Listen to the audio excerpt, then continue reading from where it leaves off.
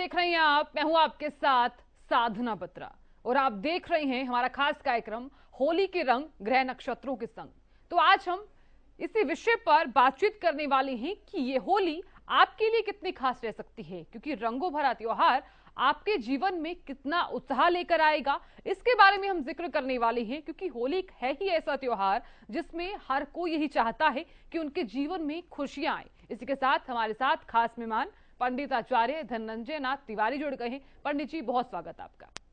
धन्यवाद, नमस्कार जी। पंडित जी नमस्कार। पंडित जी, सबसे पहले तमाम दर्शकों को बताइए, आज होली का त्योहार है तो होली पर क्या कुछ विशेष रह सकता है?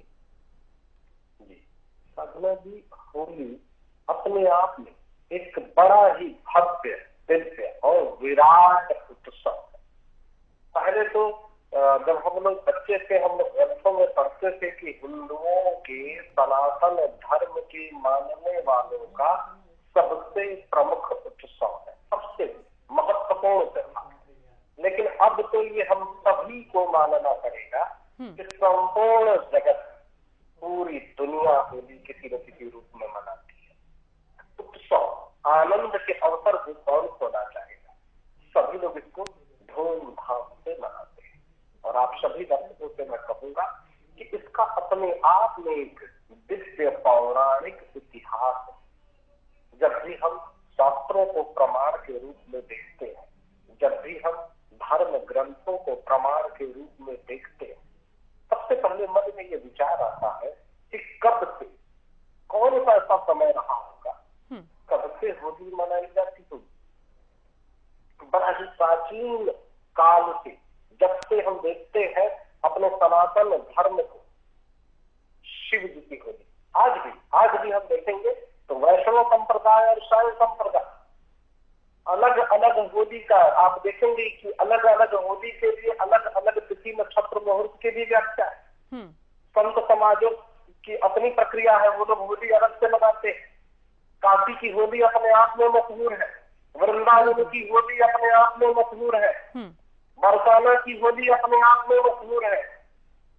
कहीं फूलों से होली खेली जाती है, कहीं लक्ष्य बरसाए जाते हैं और अपने आप में दिव्य है ये उत्सव। भगवान श्री कृष्ण, भगवान श्री हरि विष्णु जी से लेकर के काशी विश्वनाथ जी, भगवान शिव जी की होली का, भस्म का अपने आप में विशेष महत्व बताया गया। बड़े ही प्राचीन काल से होली के उत्सव का उल्लेख मिलता है। एक पौराणिक कथा है जिसका जिक्र हम सभी लोग सदैव करते हैं, और वो कथा है हिरण्यकश्यप। हिरण्यकश्यप के काल के समय से भक्त प्रहलाद के कारण होली का उत्सव अपने आप में महत्वपूर्ण हो गया। हम सब के लिए संदेश का कारक हो गया कि भक्ति बड़ी महत्वपूर्ण होती है। जब हम अपने इष्ट के प्रति भक्त बन करके अपने इष्ट के शरण में चले जाते हैं तो कोई भी हो, हिरण्यकश्यप जैसा कठोर तपस्या करने वाला व्यक्ति यदि अपने अहंकार में चूर हो जाए, तब भी एक भक्त का, छोटे से बालक का कुछ भी नहीं बिगाड़ सकता। होली हमें बड़ा संदेश देती है, प्रेम का, शांति का, उत्सव का। जो लोग हिंसावादी हैं उनको तो ये संदेश तुरंत लेना चाहिए कि आप देखिए, इतना बड़ा चक्रवर्ती सम्राट हिरण्यकश्यप इतनी सारी सिद्धियां थी, इतना कठोर तपस्या कर रखा था, स्वयं को भगवान मानता। उसका मानना था कि ऐसी कोई शक्ति नहीं है जो मेरा मुकाबला कर सके, मृत्यु भी मुझे हरा नहीं सकती। और सब लोग उसके सामने नतमस्तक थे। एक छोटा सा बालक उनके अहंकार को चूर चूर कर देता है। यहाँ तक कि उनकी बहन होलिका के पास भी सिद्धि थी कि अग्नि उनको जला नहीं सकती। अब आप सोचिए, एक छोटा सा बच्चा, इनकी सारी सिद्धियां भरी की भरी रह जाती है। और ये पौराणिक कथा अपने आप में संदेश देती है कि कोई भी उपद्रवी हो, कोई भी नकारात्मक व्यक्ति हो, चाहे वो तपस्या करे, चाहे वो पाखंड करे, चाहे वो कुछ भी करे, फिर भी शुभता होती है। सात्विक विचार होता है और अंतिम में विजय सत्य की ही होती है। हमें सदैव प्रेम की बात सोचनी चाहिए, हमें सदैव अहिंसा की बात सोचनी चाहिए। अहंकार हमेशा से सर्वनाश करता है। बिल्कुल पंडित जी, ये त्योहार ही ऐसा है जिसमें हर कोई अपने मन मुटाव जो है वो भुला देता है। हालांकि ये त्योहार ही ऐसा ही खुशियों भरा त्योहार है। बात करें इसके इतिहास की तो इसके पीछे की मान्यता क्या है? होली के दिन ऐसा क्या होता है जब लोग अपने मन मुटाव को मिटा देते हैं और सभी एक साथ होली खेलते हैं? देखिए साधना जी, मैंने तो बड़ा प्राचीन ग्रंथों का अध्ययन किया। बात सिर्फ भगवान श्री कृष्ण जी की नहीं है, बात केवल प्रेम की, शांति की और ये उत्सव की नहीं है। आप देखेंगे प्राचीन काल में अपने यहाँ लोकगीत भी है कि भगवान शिव जी स्मशान में होली खेल रहे हैं और भस्म लगा रहे हैं शरीर पे। इसका बड़ा वैज्ञानिक महत्व है। आप देखिएगा मिट्टी की होली और राख की होली, ये तो अब हम लोग रंगों के प्रभाव में। पहले रंग कहाँ होता था? पहले तो फूल से ही होली खेली जाती थी, बिल्कुल हल्दी लगाई जाती थी, चंदन लगाया जाता था, इत्र लगाया जाता था, जो प्राकृतिक चीजें थी उसका लेप लगाते थे। और ये फागुन महीना है, हम सबको मालूम है कि हमारे यहाँ जो हिंदी जो परंपरा है, जो वैदिक परंपरा है, जो पंचांग की परंपरा है, उसमें हम होली नहीं कहते, हम कहते हैं फगुआ। फागुन मास में खेली जाती है और आज भी फागुन गाने के लिए परंपरा। और फागुन महीना ऐसा होता है कि हम सब लोग देखते हैं, वैज्ञानिक पद्धति है इसकी, कि जितने भी पुराने पेड़ पौधे वृक्ष भी हैं तो उनके पत्ते झड़ जाते हैं। बसंत ऋतु नए नए पत्ते आते हैं। उसी प्रकार से शरीर की त्वचा के लिए मन की उदासी है, जो नकारात्मकता है, उसको दूर करने के लिए एक उत्सव की परंपरा रखी गई। हल्दी का लेप, चंदन का लेप, भस्म का लेप और स्नान की प्रक्रिया, एक दूसरे पर जल डालने की प्रक्रिया, अठेली करना, उत्सव मनाना, एक दूसरे के साथ छेड़ना, खेलना, बातचीत करना, मिलना जुलना, गले लगाना, एक ऐसी पद्धति बनाई गई। और इस महीने में इसका अपने आप में एक अलग से प्रभाव है और इसीलिए इसको नियमित रूप से बनाया गया। मैं तो अध्ययन करके देखता हूँ कि पूरा का पूरा सनातन धर्म पूरा वैज्ञानिक कसौटी पर है। और यदि हम अनुशासित और व्यवस्थित होकर के जीवन जीना चाहते हैं तो इससे अच्छी कोई पद्धति नहीं हो सकती।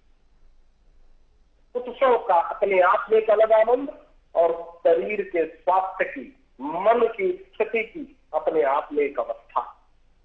बिल्कुल पंडित जी। और बड़ी ही अलग तरीके से रंग, गंध, पुष्प, इत्र, हर प्रकार की व्यवस्था। अब तो क्योंकि हम लोग नए जमाने के हिसाब से हैं, तो अब हम बड़े बड़े शहरों में रहते हैं, अब हमारी जीवन शैली बदल गई, तो अब पुष्प इतना कहाँ से आएगा? तो अब हम रेडीमेड ब्रांडेड कलर खरीद के ले आते हैं। हाँ, अब एक बहुत अच्छी चीज हो गई है कि अब हमारे पास अलग अलग रसायनों के बिना, खतरनाक जो जहरीले रसायन होते थे उनके बिना भी रंग उपलब्ध हो गए। ये एक अच्छी चीज है। और ना पहले तो रंग का इस्तेमाल ही नहीं होता था। पहले रंग बनता कहाँ था? कोई फैक्ट्री कहाँ थी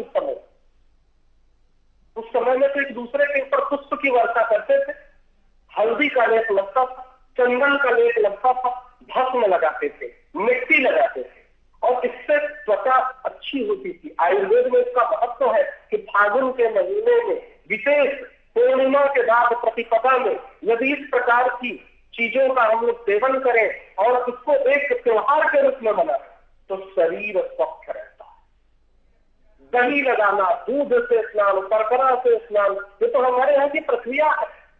आज भी जब हम लोग अभिषेक करते हैं शिव जी का तो यही तो करते हैं, दूध से स्नान कराते हैं, पंचमेवा से, मक्खन से, घी से, हर चीज से स्नान करते हैं। और ये प्राचीन काल से ऐसा तो हो ही नहीं सकता ना साधना जी की केवल भगवान श्री कृष्ण जी के बाद उत्सव हुए, भगवान श्री राम जी के बाद उत्सव हुए, ऐसा नहीं है। ये हमें धर्म है। राम जी के पहले भी तो सनातन धर्म था, भगवान श्री कृष्ण जी के पहले भी सनातन धर्म था। इनके माता पिता भी तो त्योहार मनाते थे। हाँ, लेकिन तब होली का और महत्व बढ़ गया जब राधा कृष्ण की जोड़ी इसमें आ गई। तब होली अपने आप में दिव्य हो गई। इसके पहले भी होली होती थी, तब शिव जी पार्वती जी की होली होती थी। बिल्कुल पंडित जी। और प्राचीन ग्रंथों में इसका उल्लेख है। जी, अब जिक्र कर लेते हैं कि यहाँ पर रंगों का महत्व क्या है, क्योंकि आपने जिक्र किया है कि भगवान कृष्ण को रंग जो है वो काफी अच्छे लगते थे और इससे पहले जो है फूलों से भी होली खेली जाती थी। जी, देखिए साधना जी, रंग सदैव हमें प्रभावित करते हैं। रंग, रूप, आकार, गंध, क्योंकि हम जो कुछ भी जानकारी रखते हैं, हमारी जानकारी का साधन जो है वो हमारी इंद्रियां, और हमारी जो इंद्रियां है वो देख करके, सुन करके, जान करके, स्पर्श करके, सूंघ करके ही ज्ञान अर्जित करती है। और रंग हमें सीधा सीधा प्रभावित करता है। आप किसी भी व्यक्ति से पूछेंगे तो वो यही बताएगा कि मुझे लाल रंग पसंद है, कोई बताएगा मुझे हरा रंग पसंद है, कोई बताएगा मुझे काला रंग पसंद है, कोई बताएगा मेरा तो सबसे ज्यादा फेवरेट कलर पीला है। इसका मतलब यह है कि पूरी मानव जाति रंगों से प्रभावित है। और रंग, ये तो वैज्ञानिक रूप में भी स्पष्ट हो चुका है कि रंग हमें प्रभावित करते हैं। रंग, गंध, रूप, आकार, क्योंकि हम आकार में ही जीवन जीते हैं, तो ये सब कुछ हमें प्रभावित करता है। और यही वजह है कि ज्योतिष शास्त्र ने इस पर गहन अध्ययन किया। गहन शोध के बाद ये निकाला गया कि मेष राशि से मीन राशि तक प्रत्येक राशि का अपना मित्र रंग है, शत्रु रंग है। क्या क्या रंग, कौन कौन सा रंग तुला राशि का जातक इस्तेमाल करे, कौन कौन सा रंग मेष राशि का जातक इस्तेमाल करे, ये ज्योतिष शास्त्र में पूरा विज्ञान है।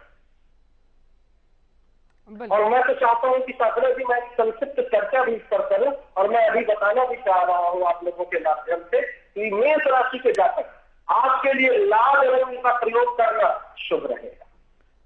होली में वैसे तो हम सभी रंगों का प्रयोग करते हैं, लेकिन वह राशियों के अनुसार आप सभी जातकों को बताना चाहता हूँ। मेष राशि के जातक, आपकी राशि के स्वामी मंगल ग्रह है और आपके लिए लाल रंग अत्यंत शुभकारी, हितकारी रहेगा। वृष राशि के जातक, वृष राशि के स्वामी शुक्र ग्रह है, आपके लिए श्वेत रंग, सफेद रंग, हल्का सा पीलापन लिए हुए हो तो ये रंग आपके लिए बहुत ही शुभ रहेगा।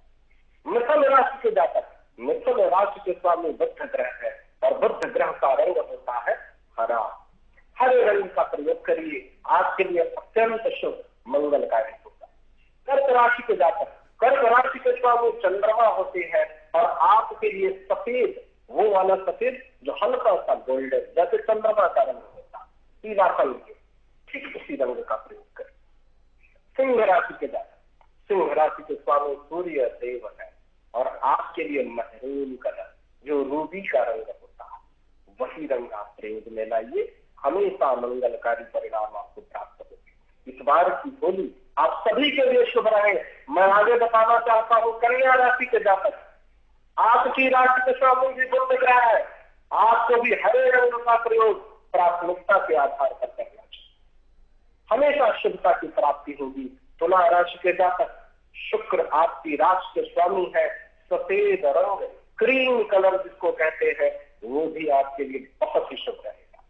वृश्चिक राशि के जातक, वृश्चिक राशि के स्वामी मंगल ग्रह है, आपके लिए लाल रंग, संतरा रंग जिसको कहते हैं, ऑरेंज कलर जिसको आधुनिक रूप में हम लोग जानते हैं, यह रंग आपके लिए बहुत शुभ रहेगा। धनु राशि के जातक, धनु राशि के स्वामी देवताओं के गुरु बृहस्पति, आपके लिए पीला रंग बहुत ही मंगलकारी होगा। मकर राशि के जातक, मकर राशि और कुंभ राशि, आप दोनों ही राशियों के स्वामी शनि देव है, आपके लिए नीला रंग, स्काई ब्लू या ब्लू कलर से संबंधित कोई भी तग आप इस्तेमाल करिए, आपके लिए अत्यंत शुभ मंगलकारी।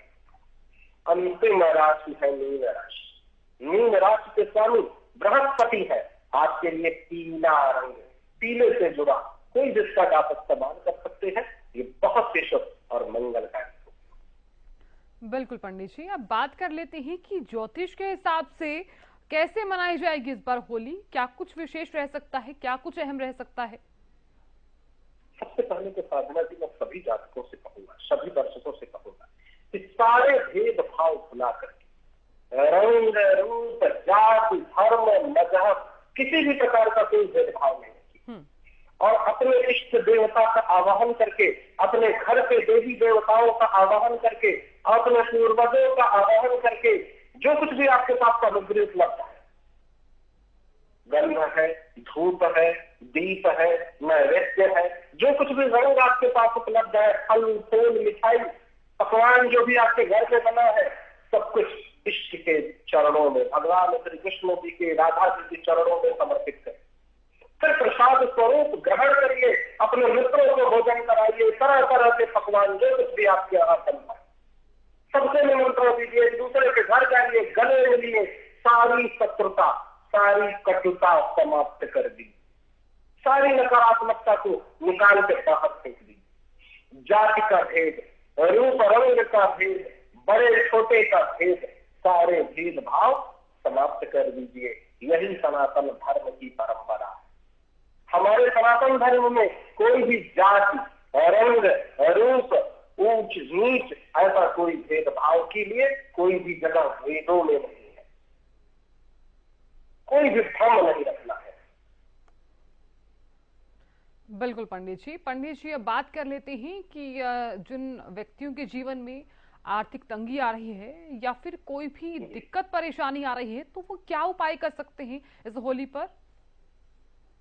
देखिए, हल्दी विष्णु जी को अर्पित करें, और हल्दी का प्रयोग सबसे पहले स्नान के समय में करें। यह दिन बड़ा महत्वपूर्ण होता है। और जिन जिन जातकों के घर में नकारात्मकता है, धन की सदैव कमी रह रही है और मन में नकारात्मक विचार रह रहे हैं और तृप्ति रह रही है, धन आता भी है तो तुरंत खर्च हो जाता है, या धन का कुछ पता नहीं चलता, धन की सदैव कमी रहती है, आपको हल्दी का प्रयोग विशेष रूप से करना चाहिए। हल्दी की पूरी गांठ ले आइए और उसको श्री हरि विष्णु जी के चरणों में समर्पित करिए। हल्दी का ही लेप, हल्दी या चंदन का प्रयोग करना हमेशा से शुभ परिणाम देगा और आपकी आर्थिक स्थिति मजबूत हो जाएगी। बिल्कुल पंडित जी बात की जाए तो इस होली पर हालांकि होलिका दहन जो है उसमें पूजा कर ली जाती है, लेकिन क्या होली पर भी ऐसा कुछ विशेष महत्व हो कि उस दिन भी पूजा की जाए? अगर पूजा की जाती है तो पूजा की विधि क्या है? बिल्कुल पूजा की जाती है साधना जी, सबसे पहले पूजा ही की जाती है, उसके बाद तिलक लगा करके फिर होली खेलने की परंपरा है। सबसे पहले भगवान श्री कृष्ण जी का या अपने घर के कुल देवी देवताओं को, चूंकि अलग अलग परिवारों में अलग अलग परंपरा है, कई ऐसे परिवार हैं जिनमें सबसे पहले रंग अपने इष्ट देवता के यहाँ लगाने जाते हैं, अपने कुल देवी को रंग अर्पित करते हैं। कई ऐसे परिवार हैं जहाँ अलग अलग मान्यताएं हैं, तो सबसे पहला काम करिए, अपने घर की परंपराओं का निर्वहन करिए। आपके घर परिवार में कैसी परंपरा है उसका निर्वाह करिए, अपने घर परिवार के बड़े बुजुर्गों से आशीर्वाद लीजिए, सबके चरणों स्पर्श करके उनको तिलक लगाइए, रंग लगाइए। रंग लगाना एक प्रकार की धार्मिक क्रिया समझ करके करिए, और आप सम्मान दीजिए, अपने से बड़ों को सबसे पहले लगाइए, परिवार में भी सबसे पहले। और जो इसके पूजन की प्रक्रिया है, आपके पास जो कुछ भी अक्षत, पुष्प, धूप, दीप, नैवेद्य उपलब्ध है, भगवान श्री हरि विष्णु जी के चरणों में समर्पित करिए, उनका ध्यान करिए। यदि आप संस्कृत भाषा का प्रयोग कर सकते हैं तो विष्णु सहस्त्र नाम का पाठ करिए। यदि आपको संस्कृत भाषा का प्रयोग करने में जटिलता होती है तो ओम श्री हरि विष्णु नमः, भगवान श्री हरि विष्णु जी का ध्यान करिए, भगवान श्री कृष्ण जी का ध्यान करिए, और राधे माँ का ध्यान करिए। कोई भी भजन कीर्तन करके, आरती करके कपूर का प्रयोग कर सकते हैं, घी के दीपक का प्रयोग कर सकते हैं। आप उसके बाद प्रसाद स्वरूप उस रंग का प्रयोग आरंभ कीजिए। बिल्कुल पंडित जी, हम जिक्र कर रहे थे कि होली का त्योहार किन जातकों के लिए लाभकारी रहने वाला है, और इस बार बात कर लेते हैं अब कि किन किन राशियों के लिए विशेष रहने वाला है त्योहार। देखिए, इस बार एक अपने आप में विशिष्ट योग बना हुआ है, और मुझे लगता है कि मिथुन राशि, तुला राशि, धनु राशि, मीन राशि के लिए बहुत ही शुभ और मंगलकारी रहने वाला है। धन का प्रबल योग बन रहा है। जिन जिन जातकों की पदोन्नति लंबे समय से रुकी हुई थी, निश्चित रूप से इस बार होली का यह अवसर आपके लिए शुभ संदेश लेकर के आ रहा है। इस बार आपके लिए विशेष अवसर की प्राप्ति होगी। और इसका अर्थ ये नहीं है कि बाकी के राशि के जातक ये समझे कि आचार्य जी मेरे लिए अशुभ है क्या, ऐसा नहीं है। अलग अलग जन्म कुंडलियों का अपने आप में विशेष योगदान होता है। केवल राशियों के आधार पर सारे महत्वपूर्ण निर्णय नहीं लिए जाते। बिल्कुल पंडित जी बहुत शुक्रिया हमारे साथ जुड़ने के लिए और अपना बेशकीमती वक्त हमें देने के लिए और तमाम दर्शकों को बताने के लिए कि ये होली कितनी खास रह सकती है। और इसी के साथ ही बहुत शुक्रिया आपने जिक्र किया कि तमाम राशि के लिए कितनी खास रह सकती है ये होली। बहुत शुक्रिया, धन्यवाद, नमस्कार। आप सभी लोगों को शुभ हो। फिलहाल इसी के साथ इस खास कार्यक्रम में इतना ही। देखते रहिए हरियाणा न्यूज। नमस्कार।